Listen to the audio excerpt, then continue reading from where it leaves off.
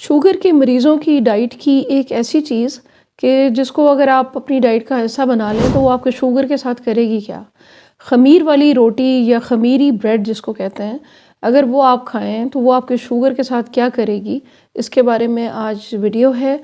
और कोशिश करूँगी हमेशा की तरह कि सिंपल तरीके से आपको मैं समझा सकूँ कि इसके ऊपर रिसर्चर्स क्या कहते हैं, एक्सपर्ट्स क्या कह रहे हैं, और मैंने कुछ इसके ऊपर एक्सपीरियंस किया वो भी आपके साथ शेयर करूंगी आज कि शुगर के मरीज़ों के लिए ये जो ख़मीर बनाकर रोटी या ब्रेड खाई जाती है उससे आपको क्या नुकसान या फ़ायदे हो सकते हैं। जब हम शुगर की डाइट की बात करते हैं, शुगर के मरीज़ या प्री डायबिटीज़ के मरीज़ों की डाइट की यानी खुराक की बात करते हैं, तो हम ये बात कर रहे होते हैं कि डायबिटीज़ फ्रेंडली फूड कौन से हैं, यानी वो वाले फूड के जो आपकी ब्लड शुगर को लेवल पर मेंटेन रखने के लिए आपके लिए मददगार हो सकते हैं।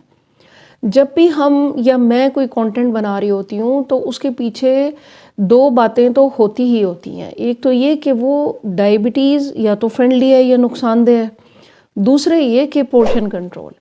तो आज की जो वीडियो है वो है कि ख़मीर यानी सावर जिसको कहते हैं, सावर ब्रेड, इंग्लिश में इसको सावर कहते हैं। तो वो जब आप अपनी डाइट का हिस्सा बनाते हैं तो शुगर आपकी कहाँ जाती है, ये चीज़ आपको पता होनी चाहिए। और ज़रूरी भी नहीं होता कि जो चीज़ वीडियो में बताई जाए वो सबको सूट कर जाए, लेकिन जब आप उसको ट्राई करेंगे और वो आपको फिर सूट कर जाएगी, आपने उसको पोर्शन कंट्रोल के साथ खाना है, ये भी बताऊंगी और इसके फ़ायदे और नुकसान के ऊपर भी बात करेंगे। ख़मीर का मतलब ये होता है कि जब आटे को, कोई भी अनाज हम खाते हैं ना, कोई भी अनाज है, गंदम है या और कोई अनाज है, उसके अंदर स्टार्च भी मौजूद है, कार्बोहाइड्रेट भी मौजूद है। किसी में बहुत ज़्यादा है, किसी में कम है, किसी में फाइबर ज़्यादा है। अच्छा, जौ और जवार का भी यही है कि उसमें फाइबर ज़्यादा है, ग्लाइसेमिक इंडेक्स कम है। अगर आप गंदम वो वाली खाते हैं जिसमें छिलका और ब्रान सब कुछ मिक्स होता है, तो आपके लिए जो सबसे ज़्यादा फ्रेंडली चीज़ होगी वो क्या होगी। मेरे एक पेशेंट हैं, उन्होंने गिला किया कि डॉक्टर साहबा आपकी जो वीडियो है वो हम अफोर्ड नहीं कर पाते, हमने रोटी तो खानी ही खानी है, नाश्ते में मैं रोटी नहीं छोड़ सकता, या मुझे आप लंच में कुछ ऐसा बताएंगे। तो फिर मैंने उनको एक ये आइडिया दिया, क्योंकि एक्सपर्ट्स इसके ऊपर काम कर रहे हैं, कि जब आप ख़मीर कर लेते हैं किसी चीज़ को, उसके अंदर जो ग्लूटेन जो स्टार्च मौजूद है वो रेजिस्टेंट स्टार्च में कन्वर्ट हो जाती है। अब रेजिस्टेंट स्टार्च क्या होती है इसके ऊपर बात करते हैं, लेकिन उन्होंने क्या किया, मेरी बात पे अमल किया। तकरीबन उन्होंने एक दिन छोड़ के इस चीज़ को फॉलो किया अपनी रोटी की शक्ल में, तो उन्होंने काफ़ी कंट्रोल कर ली अपनी ब्लड शुगर। कहाँ वो सादी रोटी खाते थे, उससे ज़्यादा उनकी वो दूसरी वाली आ गई तो वो कंट्रोल हो गई।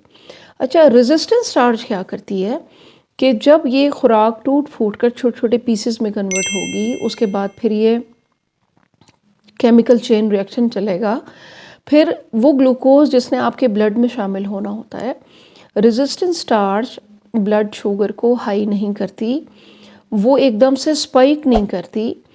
काफ़ी तो यूँ समझ लें कि डाइजेस्ट हुए बग़ैर आपके स्टूल्स के ज़रिए, आपकी बड़ी आंत के ज़रिए बाहर चली जाएगी जिस्म से, लेकिन कुछ आहिस्ता आहिस्ता ब्लड शुगर आपकी बढ़ेगी। बजाय इसके कि आप कोई सादी रोटी खाते हैं, किसी और अनाज की खाते हैं, एकदम से आपकी स्पाइक हो जाती है। तो ख़मीर वाली रोटी एक बड़ा अच्छा ऑप्शन है आपके पास, कि आप अगर नहीं अफोर्ड कर पा रहे, आपके पास कोई और ऑप्शन नहीं है किसी दिन कि आप क्या खाएं, तो आप अपने नाश्ते में या लंच में इसको ले सकते हैं। बनाना कैसे है, इसके 3-4 तरीके हैं, वो वीडियो में इंशाल्लाह मैं आपके साथ शेयर करूँगी। सबसे बड़ी बात कि जब आप उसको ख़मीर कर लेते हैं, अब ख़मीर भी कैसे करना है, नेचुरल ख़मीर करना है। उसको किसी बेकिंग पाउडर, बेकिंग सोडा, ये जो कमर्शियली चीज़ें मिलती हैं उस तरह से ख़मीर नहीं करना। जब आप उसको नेचुरल ख़मीर करेंगे तो क्या होगा, एक तो उसके अंदर ग्लाइसेमिक इंडेक्स उसका कम हो जाएगा, उसके अंदर स्टार्च जो ग्लूटेन मौजूद थी वो उसकी लूज़ हो जाएगी, वो चेन रिएक्शन जो एकदम से ब्लड शुगर बढ़ रही थी वो नहीं बढ़ेगी। सबसे बड़ा फ़ायदा इसका क्या है कि ये प्रोबायोटिक बन जाएगा।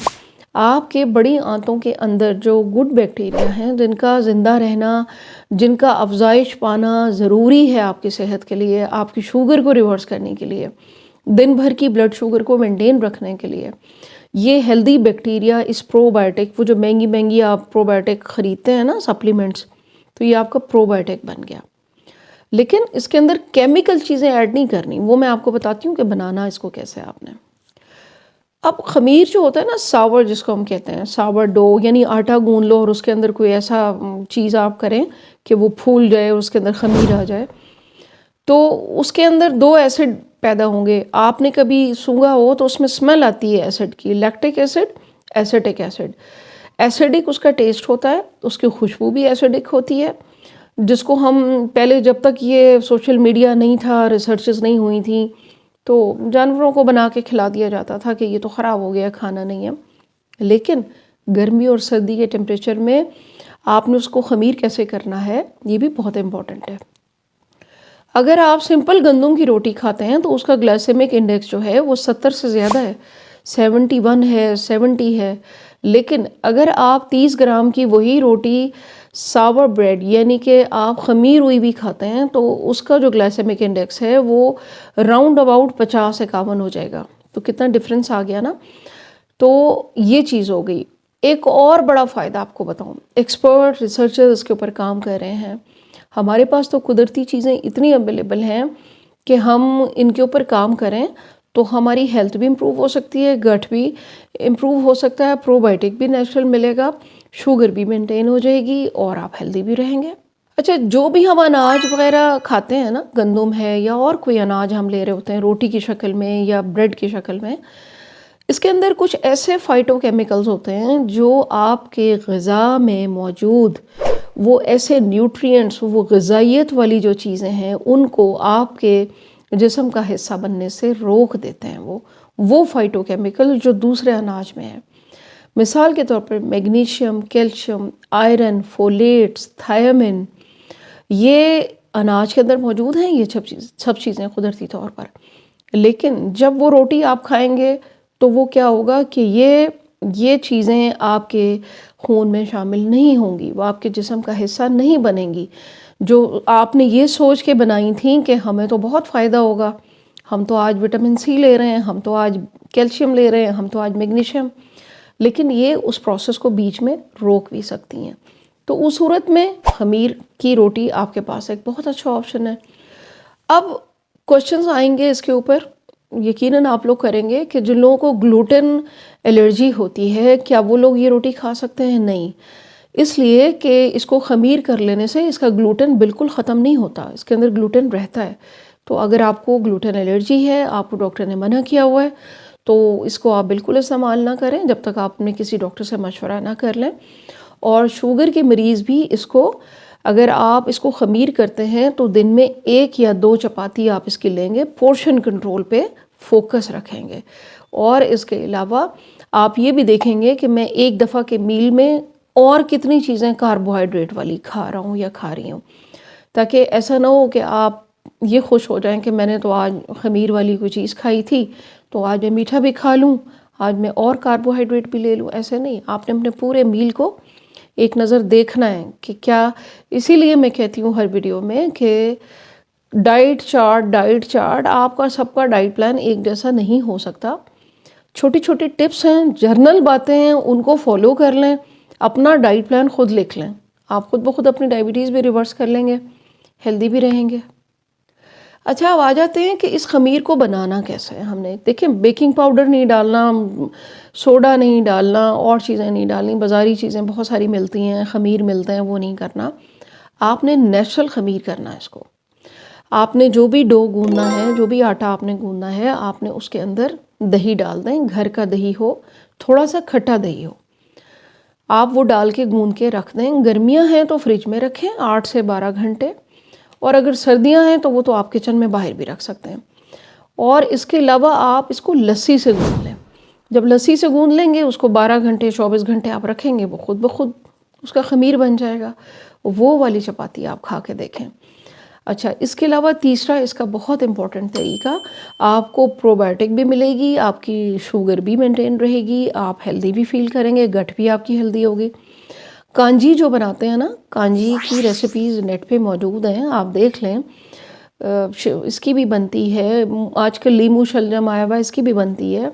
उसमें थोड़ा सा आप वो डालते हैं, सरसों के बीज और पानी डालकर आप उसको ख़मीर करते हैं 2-3 दिन।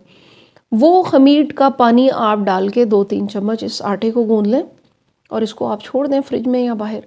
देखें कितना बेहतरीन आपका ये बन जाएगा और आपको फ़ायदा ही फ़ायदा देगा, नुकसान नहीं देगा। थोड़ा सा टेस्ट चेंज होता है, लेकिन जब आप एक चीज़ के आदी हो जाएं, हमारे टेस्ट बर्ड्स उसके आदी हो जाते हैं, तो वो आपको फ़ायदा देती है। तो ये बहुत इम्पॉर्टेंट वीडियो है आज की, आपने ज़रूर फॉलो करके करनी है और फिर मुझे आपने ज़रूर बताना है। और जिन लोगों को एलर्जी वगैरह है वो बिल्कुल इसको इस्तेमाल ना करें, फ़ीडबैक ज़रूर दिया करें, सबके साथ शेयर किया करें, दुआओं में मुझे याद रखा करें। Thank you very much. अल्लाह हाफ़िज़।